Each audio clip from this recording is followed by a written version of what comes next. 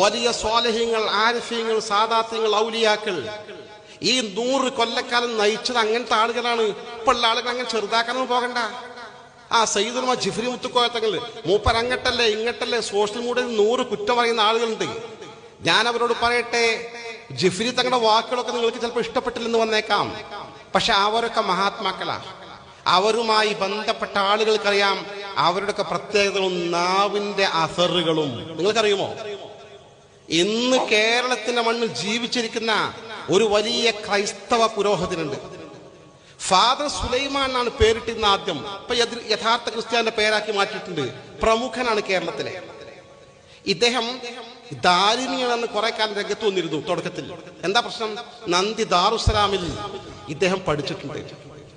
അദ്ദേഹം അവിടെ പഠിച്ചിട്ടുണ്ട് എന്ന് മാത്രമല്ല, ആ പഠിച്ച ഘട്ടത്തിൽ അദ്ദേഹത്തെ ഒരു ഘട്ടത്തിൽ ഈ പറയുന്ന മനുഷ്യനെ, മഹാനായ സയ്യിദുൽ ഉലമ ജിഫ്രി മുത്തുക്കോയ അവിടെ ഉസ്താദാണ്, അദ്ദേഹം പറഞ്ഞു, ഒരു പ്രത്യേക സാഹചര്യം ഉണ്ടായപ്പോ നീ പോയിക്കോ, നിന്റെ പെട്ടിയെടുത്തോ, ബുക്ക് എടുത്തോ, സ്ലേറ്റ് എടുത്തോ, കിതാബന്റെ എന്തൊക്കെയുള്ള ചടുത്ത് വേഗം പോയിക്കോ അവർ പറഞ്ഞയച്ചു.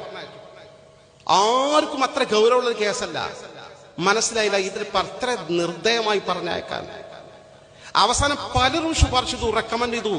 നല്ല കുട്ടിയാണ് ഉസ്താദെ, ഓന് തിരിച്ചെടുക്കണം. സാധാരണ ജിഫ്രി തങ്ങൾ വേഗം മനസ്സലിയും. അങ്ങനെ പിടിവാശൊന്നുമില്ല ഉപരിക്ക്. വളരെ അയവാണ് ഉപരി. കാണുന്ന മാതിരി പറഞ്ഞ് ബന്ധപ്പെട്ട് പറഞ്ഞൊക്കെ സ്വീകരിക്കും. നല്ല മനസ്ഥിതിയാണ്. ഇവന്റെ കാര്യത്തിൽ മാത്രമേ ആരും അടുത്ത് ശുപാർശ വരണ്ട. അവൻ പോട്ടെ പുറത്ത്. ലാസ്റ്റ് പുറത്തു പോയി. വൈകാതെ അവൻ ക്രിസ്ത്യാനിയായി. മഹാനവറുകൾ ഇവൻ ക്രിസ്ത്യാനിയാവും, കുഫ്ർ ഇവന്റെ കൽബിൽ കാണുന്നു എന്ന് കൃത്യമായി അദ്ദേഹം മനസ്സിലാക്കി. ഇത് ജിഫ്രി തങ്ങൾ മാത്രമല്ല, ശംസുൽ ഉലമയും ഇങ്ങനെയായിരുന്നു. അങ്ങനത്തെ ആൾക്കാരായി ഈ മഹാത്മാക്കൾ.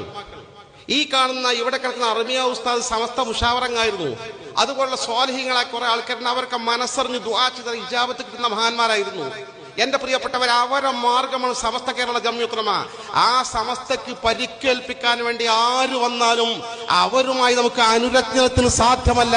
പരിശുദ്ധ സുന്നത്ത് ജമാഅത്ത് നിലനിർത്താൻ, ഈമാൻ നിലനിർത്താൻ വേണ്ടി സമസ്ത കേരള ജംഇയ്യത്തുൽ ഉലമ വെട്ടിത്തെളിയിച്ചു തന്ന ഈ പാതയിലൂടെ നമ്മൾ ധൈര്യമായി ഉറച്ചു മുന്നോട്ട് പോകണം. അതിനെതിരെ വരുന്ന എതിർപ്പുകൾ ഏത് ഭാഗത്തു നിന്നായിരുന്നാലും അത് ശക്തമായി പ്രതിരോധിച്ചുകൊണ്ട് തന്നെ നമ്മൾ മുന്നോട്ട് പോകും. ദയാനിധിയായ റബ്ബ് സുബ്ഹാനഹു വ തആല നമുക്ക് തൗഫീഖ് നൽകി അനുഗ്രഹിക്കുമാറാകട്ടെ.